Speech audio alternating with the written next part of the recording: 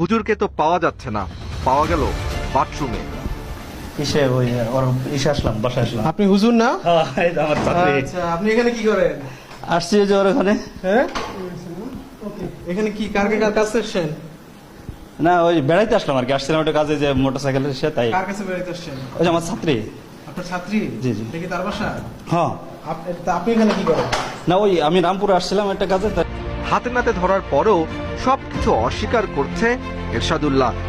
আমার তো এরকম কারোর সাথে কোনো নাই। আমি তো আসলে আসছিলাম এই যে ইসে। আপনি আপনার যতগুলো ছাত্রী আছে প্রত্যেকটা ছাত্রীর সাথে আপনি অনৈতিক সম্পর্ক করেন, সবগুলো রেকর্ড আমাদের কাছে আছে। না, এটা ভুল। আপনি মাদ্রাসার ছাত্রীগুলোর সাথে এভাবে অনৈতিক সম্পর্ক কেন করেন? না, না, আপনার তো স্ত্রী আছে, বাচ্চা সন্তান আছে, কেন করেন তবু? আমি তো এরকম মানে আসলে দুই একজন হয়তো আমার সাথে সম্পর্ক করে। তালাশ টিম সকল প্রমাণ দেওয়ার পর এক পর্যায়ে এরশাদুল্লাহ এক এক করে স্বীকার করতে লাগলো।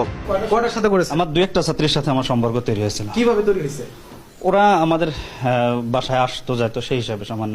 আপনার তো এটা আবাসিক মাদ্রাসা, সেখানে বাচ্চা মেয়েরা তো ওইখানে লেখাপড়া করে, তাদেরকে সাথে আপনি অনৈতিক সম্পর্ক করতে আপনার কি দ্বিধা লাগতো? না, আসলে ওরকম মানে আমি কাউকে কারোর উপরে জোর করা হয়েছে এরকম না। তাহলে বিষয়টা হলো কিভাবে হইতো?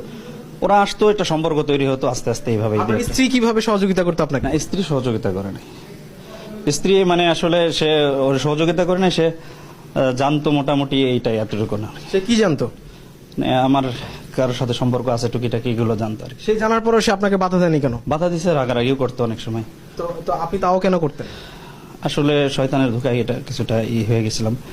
তার মোবাইলে ছাত্রীদের সাথে আপত্তিকর ছবি পাওয়া গেল। সব